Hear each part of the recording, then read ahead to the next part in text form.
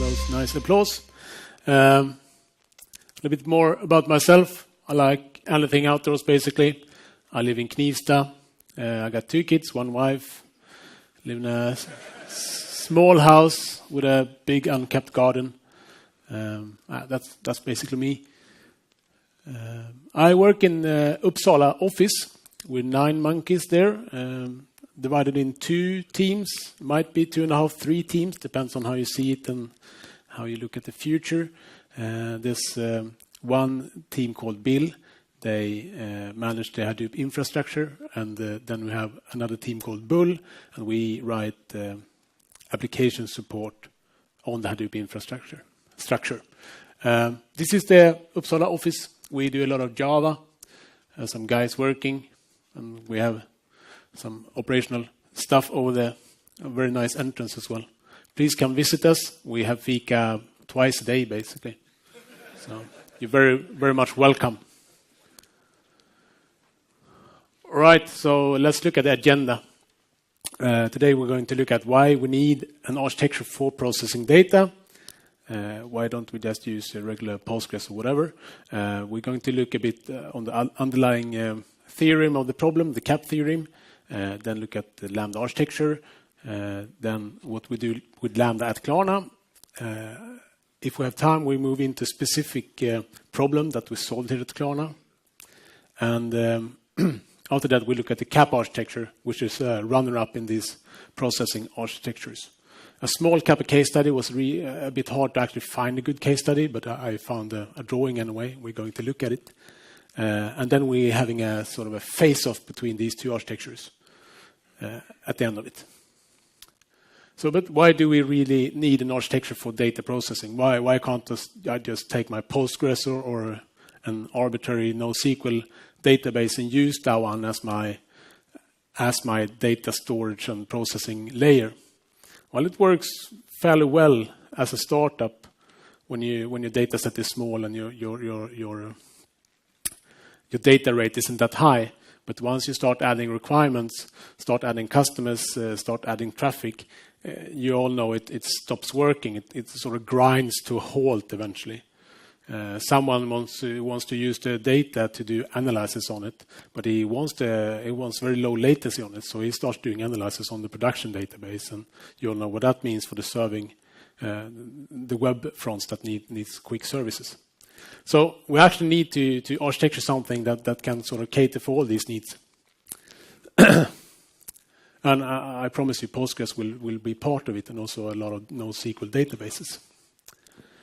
So we want something where we can do functions of all data. We want all of the data of Klarna poured into this system, and you want to be able to express functions on all this data. We wanted to support schema on read. Basically, that means we pour any data in, and then we apply a schema to it when we want to query it. This means we can start by pouring data in, and we can just use a small trickle of that data in the beginning of our production, and then start expanding on that schema. Compared to a relational database, where you actually need to comply to schema when you put data in the system, which means if you wanted more data from day one, that data would be lost to you if you later on discover that. We want it to be highly scalable on a lot of levels. It should be scaling on the processing, it should be scaling on the front ends. We want it to cater for machine fault tolerance, or it should be machine fault tolerant, meaning one machine breaks down, shouldn't break the whole system. One part of the network goes down, shouldn't break the whole system. But also it should be human fault tolerant.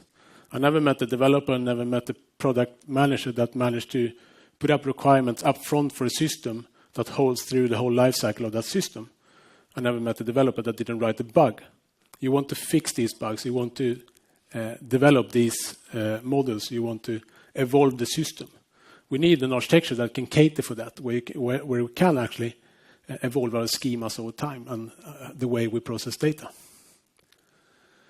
So Nathan Mars, a guy working on Twitter, he wrote up this blog post in 2011, which is called "How to Beat the CAP Theorem."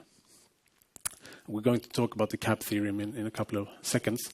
2014, Jay Krebs on LinkedIn, he blogs about the pitfalls of Lambda, and he proposes an alternative architecture called Kappa, and his blog's called Questioning the Lambda Architecture. So there's a couple of years between there, and Jay Krebs actually had a lot of experience with implementing Lambda architectures when he wrote up his Kappa blog. So these are the two architectures we're going to compare. But so it's actually started with the Kappa theorem back in 2000, when a guy called Eric Brewer said that if you have a distributed system, you can't have both availability and full consistency. You have to choose one of them. That later on became the Kappa theorem. And Kappa stands for C as in consistency, meaning all clients should have the same view of the data. If I choose consistency, that means if I write data to my database in China, I should the next millisecond be able to read exactly the same data in the States. Well, not millisecond probably, because you would lose that, but wherever I read data after I wrote it, I should always read the same consistent data. Availability means that all clients may always read and write as long as they actually contact a functioning node in the system. And partition tolerance means that although I might lose parts of my network or parts of my nodes, my system continues to operate. Of course, if I lose all my nodes, it goes down. Then it's not a partition anymore, it's a total system failure.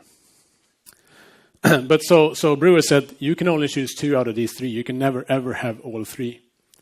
And putting it the other way around then means that if I choose consistency and availability, that means that any network or machine failure might kill my system. If I choose partition tolerance and availability, and I discard consistency, that means I might read inconsistent data. I write data in China, and it might take a while until I can actually read that in the States. Being China, you might never actually be able to read it, but that's another thing. Or probably the other way around. If I write data in the States, I might never read it in China. Never mind. If I choose partition tolerance and consistency, that means that my data might actually become unavailable at times. So choose any 2, never 3. And of course, in a distributed system, you're always subject to partition tolerance. So that's what Brewer meant. You choose consistency or availability because you always have to choose partition tolerance.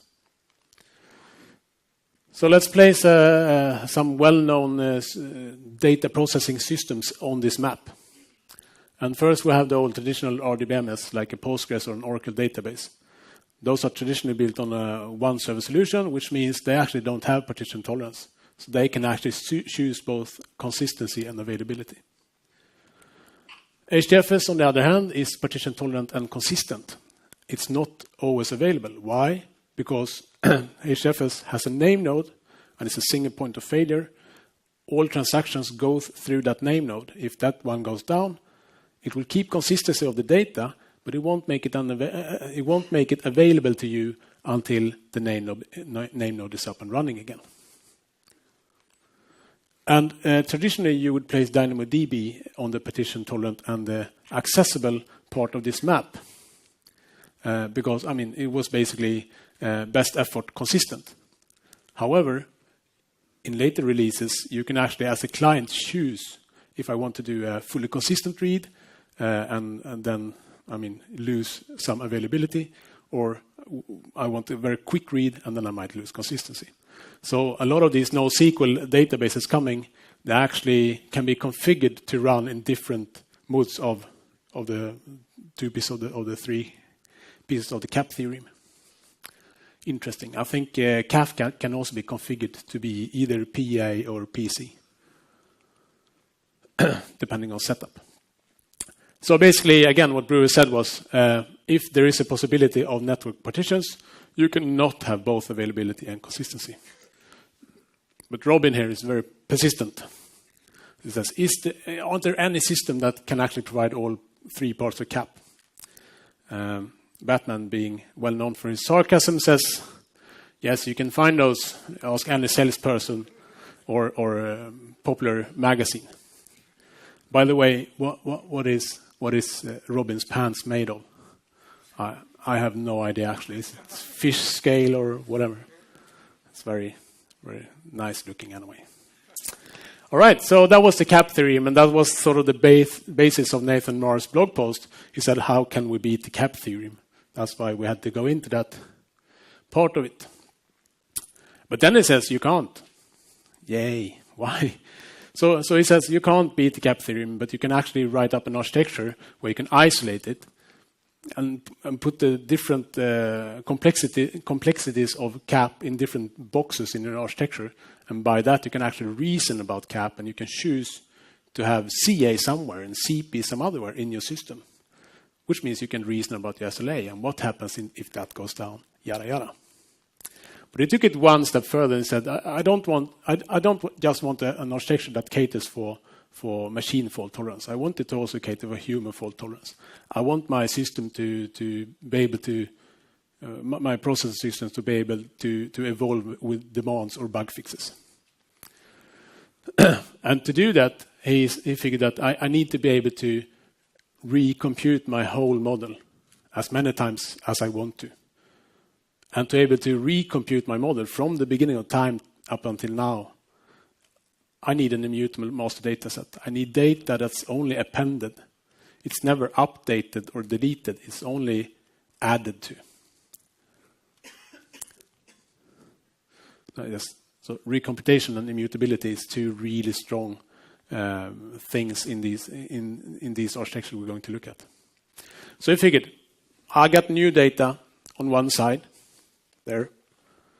And I got a couple of analysts and a lot of applications on the other side that want to take part of this data. I'm going to do that via a serving layer. The serving layer has a very low latency, and it's going to be very responsive. A typical Postgres or an H-based key value store. I'm going to feed data into the serving layer through my batch layer. The batch layer is a huge monster that takes all data.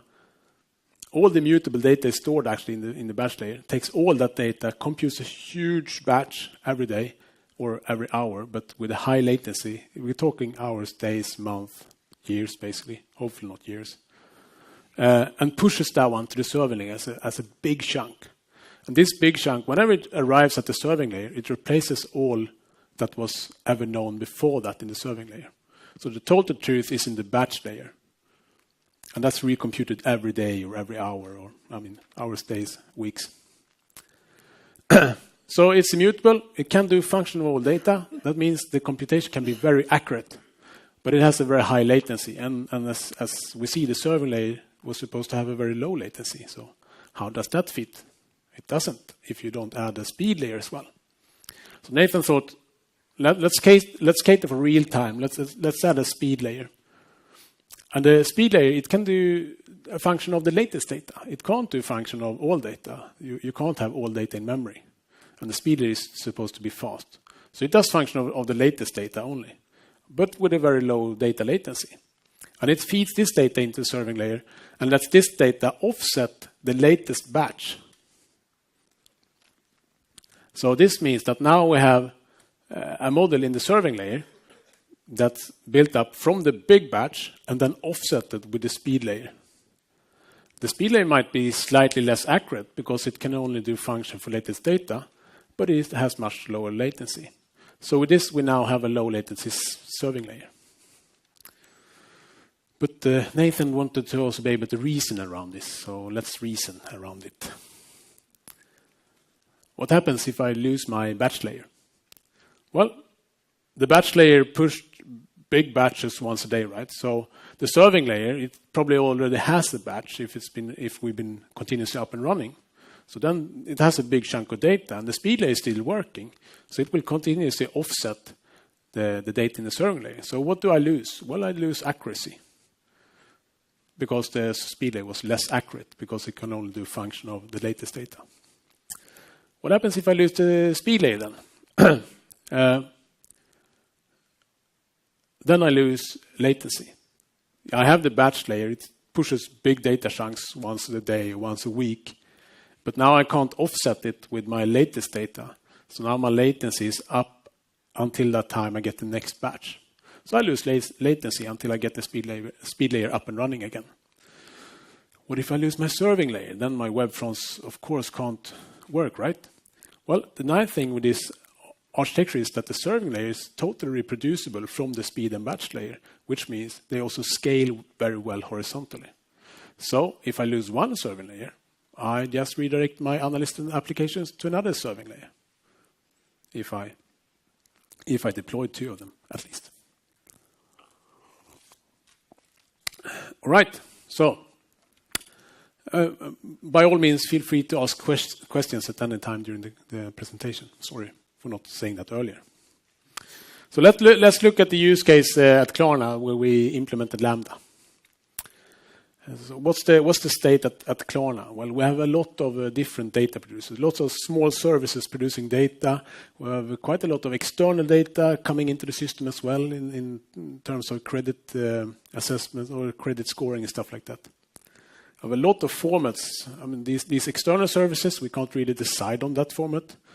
And we also have a lot of services with different age within Klarna that produce a lot of different schemas and formats of the data. We also have a ton of different data consumers. We're a really data-driven company. The core business of Klarna is doing credit assessment based on data. So there's a ton of consumers, and we have a culture of using data to try to take decisions. And a big problem at Klarna for us is that we have a split brain. We basically have 2 big production systems. We have the old and still well-functioning system, and we have the new and well-functioning system. These 2 systems, there's like a firewall between these 2 systems' data. That's like a huge split brain. If I want the total number of orders at Klarna, I actually need to go ask 2 systems. So that's also something we needed to solve. And a lot of our use cases actually take a lot of sources into consideration. So a lot of our use cases are a function of many sources. So we're going to look at RAS, which means risk as a service. This is the actual data model that services our web fronts that actually takes the credit decision in real time. I think it's about 3 seconds per credit decision, or last time I heard anyway. So the data flows from left to right in this graph. We have a couple of different data formats. We have the EU sanction list, the Pcache, the TX, BICS, and RAS. EU sanction list is basically a list provided by some organization in EU with a lot of people that you can't do business with. Basically, Hitler and those guys, bad people. The Pcache is a big chunk of data on disk, basically, or archived on disk, that are all the credit lookups that we've done on customers. We need to take these into consideration because we don't want to do new lookups every time someone tries to buy something. That's, for one thing, costly to do a lookup, and it's also, I think, it's not legal to do as many lookups as you want to. So we need to keep track on the lookups we've done. You have the TX database. That's an Oracle database, and that's one part of this big split brain I talked about. That's our new system producing a lot of data out on Oracle. We have the BICS stream, Kafka stream. That's the old system producing a ton of data on Kafka. And we have the RAS stream, which actually is the feedback from the RAS application back into the system again. This data is fed into the batch layer, and it's processed by a language we call HiveQL, or we don't call it, it's actually called HiveQL. We call it something else. It's basically a SQL dialect on Hadoop. So through this SQL dialect, we can join and query and aggregate this data, and we can then push the result of these queries on a daily or hourly basis out to Postgres, which acts as a serving layer. And the Postgres then has, of course, it's highly queryable from the RAS application. But seeing that BICS and RAS, they are actually streams, and they contain data that is latency sensitive to the end result. So there's a speed layer added to this picture as well. The speed layer is built in Java Spring. It could be built in something cool like Spark or Flink or whatever, but it's built in Java Spring, and that works. Depends on how advanced aggregations you want to do actually on the stream. So these two streams are fed into the speed layer, and there's a continuous offset done on the batch in the serving layer. So now RAS has some of the most important variables continuously updated with low latency. So this is like a school book Lambda architecture. But then it's probably interesting as well to see how do we actually organize around this, who writes what and yada yada. So first off, we have the data consumer. And at Klarna, we said earlier on that the speed layer is going to be fairly domain specific. So we won't have a general speed layer. We will actually let the data consumer write its own speed layer. We also let the consumer own its own serving layer, because the consumer knows best whatever capabilities he wants in his serving layer. He also writes his own transformations, because, those needs to fit his business, and they need to fit whatever serving layer he's choosing. If he chooses a key value store, he can't really do relational database stuffish here, and the other way around. So all these things are owned by the consumer of the data. Then we created a team in Uppsala, or two teams now, that owns the operation of the batch layer and owns all frameworks that the consumers and producers use to get data into the batch layer and to get data out of the batch layer, and also transform the data within the batch layer. And finally, we have all the producers. They own their own data sets in the batch layer. They own all the knowledge around the data. What does this field actually mean? All that is owned by the data producers. So we try to keep in Uppsala. We try to keep very domain agnostic. Otherwise, we would drown in questions around domain data.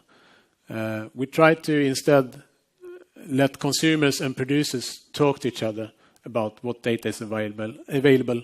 I want this data as well. Can you make that available, etc. All right. What time is it? Oh, there's a clock. I can do this.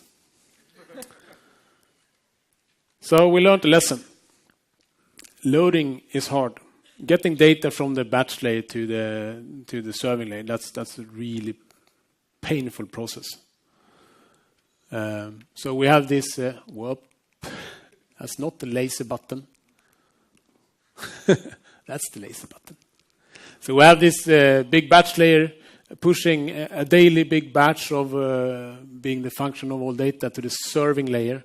It says SL, it means serving layer. We have a customer called SL, that's why I'm trying to be specific. And that worked fine when we were doing this machine to machine in the same data center. But once we moved to the cloud, this didn't work anymore. This batch was too big. This was too big spike on the network. And it actually sort of stopped all other applications in the cloud.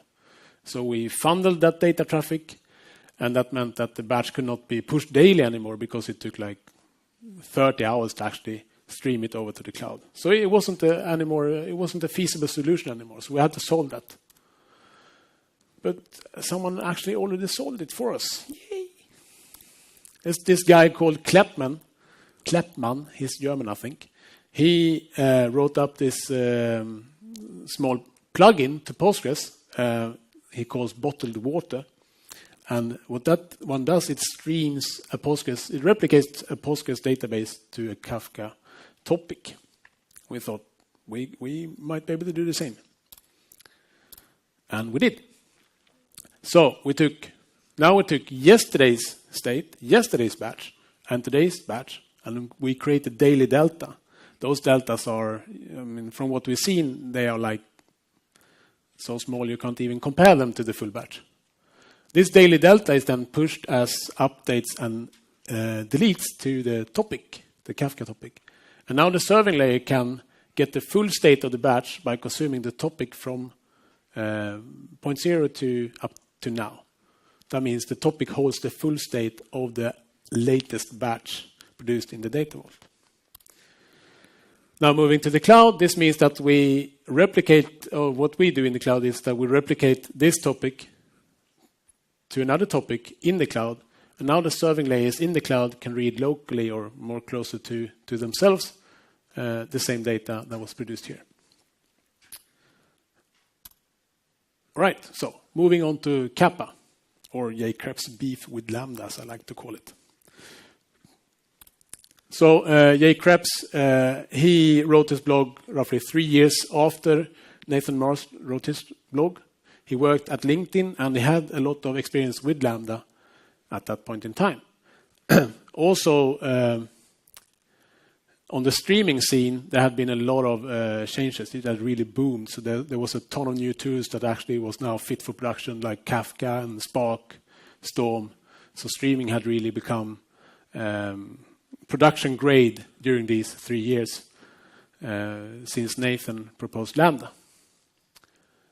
So he thought that the worst thing with Lambda was to have a speed layer and the batch layer trying to do the same logic. This means you have two code bases in production that needs to do the same thing. That is really hard to maintain. It's also really hard to operate because when you see something in the serving layer and you want to find out where did that come from, you need to now debug two pipelines to understand where it came from. And these technologies are really different as well. So that was like a big blocker for him. They couldn't make it happen really. What he did like, though, was the immutability of the batch layer and the replayability or the reproducibility of the data processing. So he liked that, but he didn't like the batch layer, and streaming was the new cool thing. So he thought, if I take what's good and I beef up the speed layer with that, then I don't need a batch layer anymore. And it became the Kappa architecture. He formed 4 principles for his Kappa architecture, saying everything is a stream.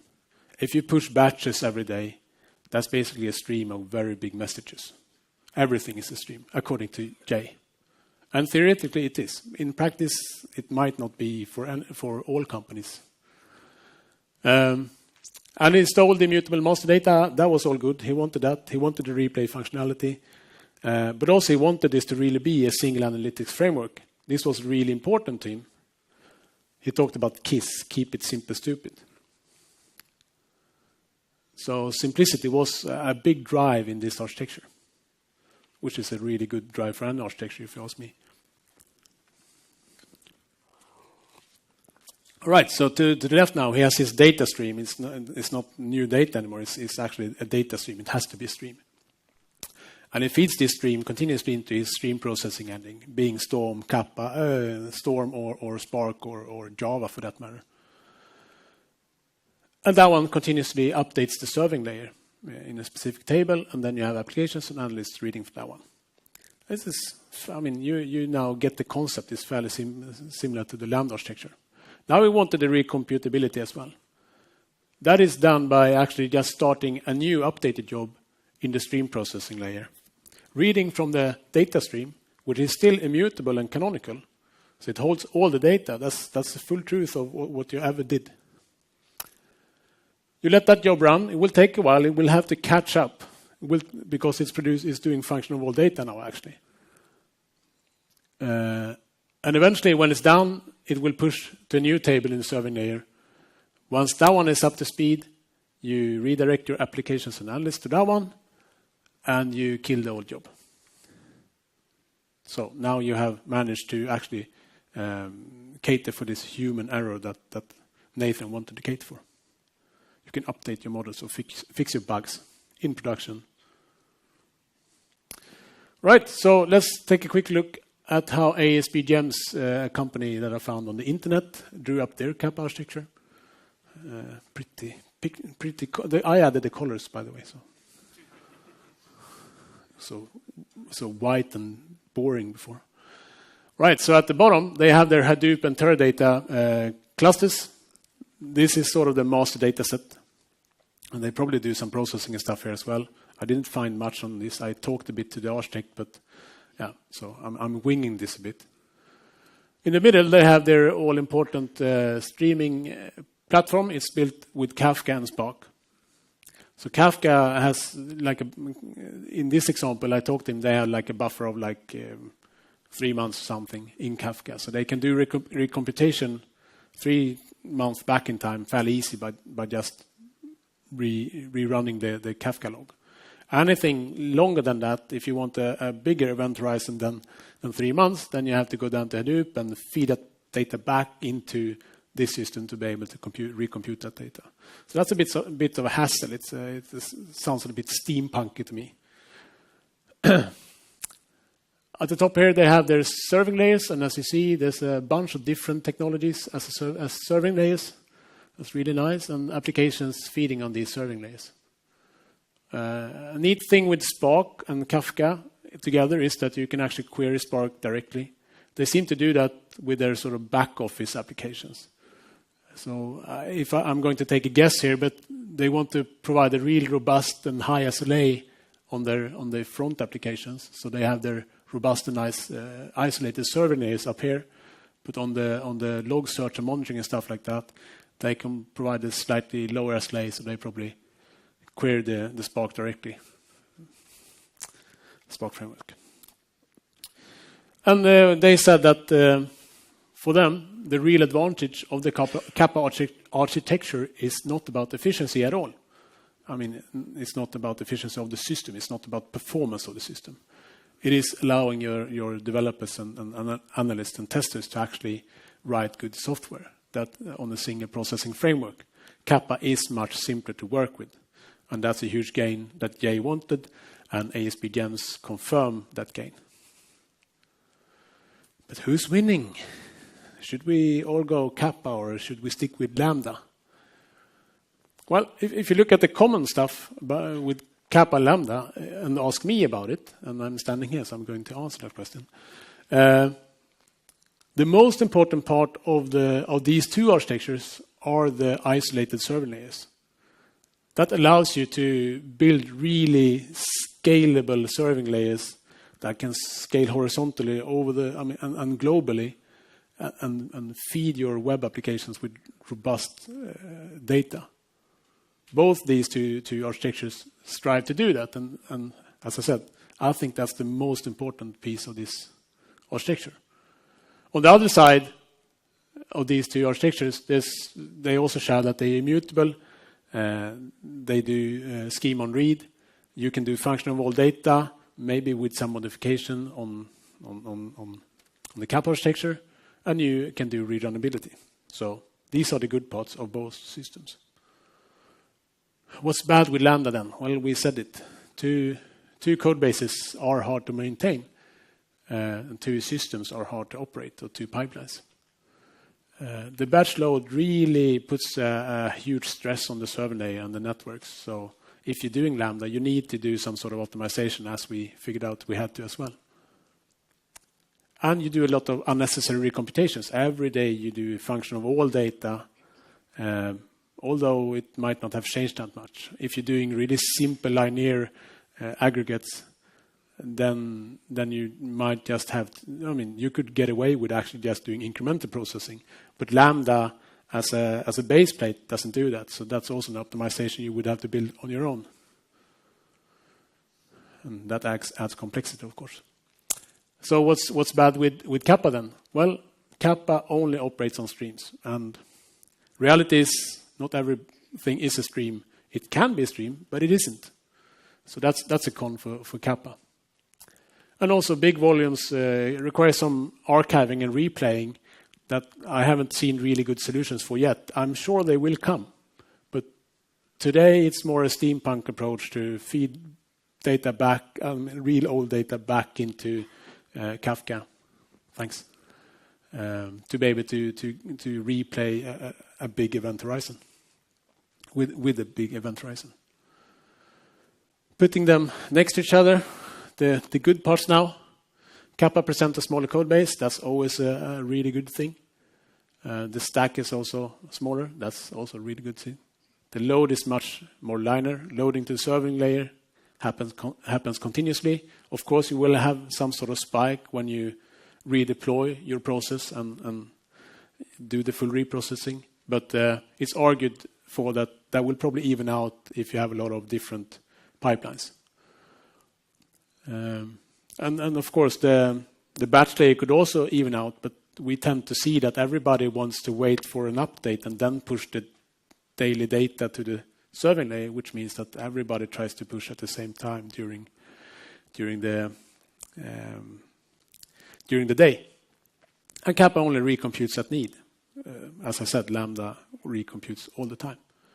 Lambda, on the other hand, is slightly more accurate. It has a more purer function for all. It can really do that in the batch layer, whilst streaming can't actually do that. It caters better for data variety, and it caters better for data volume. It's easier to handle weird contracts and big volumes in Lambda.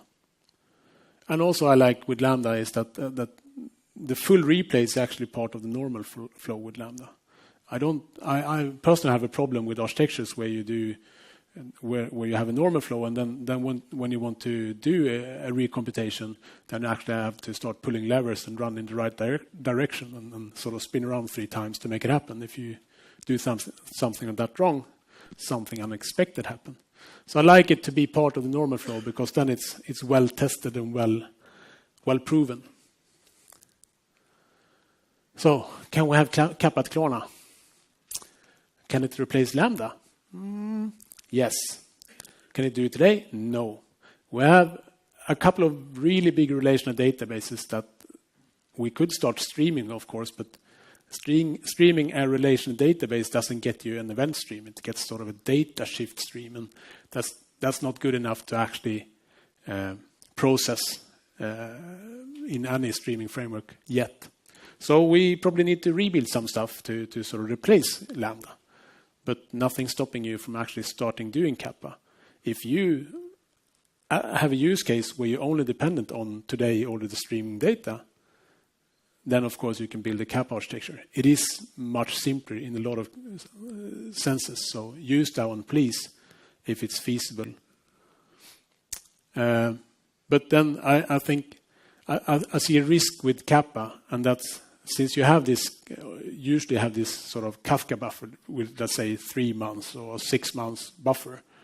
A simple solution to getting a larger event horizon would be to sort of start creating a stateful serving layer that remembers more than is actually on the stream. That is a huge risk. If you start doing that, then you lose the full scalability of the serving layer, and you lose like the greatest capability of both these architectures. So, some further reading if you want to read these blogs about beating Cap theorem and creating the Kappa and the Kappa architecture. Just read those. If you're interested more in the Cap theorem, there's a ton to read, of course. But Brewer's Cap theorem by Julian Brown is also fun to read. So that one you will actually manage to read. It uses references to Punk to be fun. And that's fun. And also look at Kleppmann's work. It's really interesting.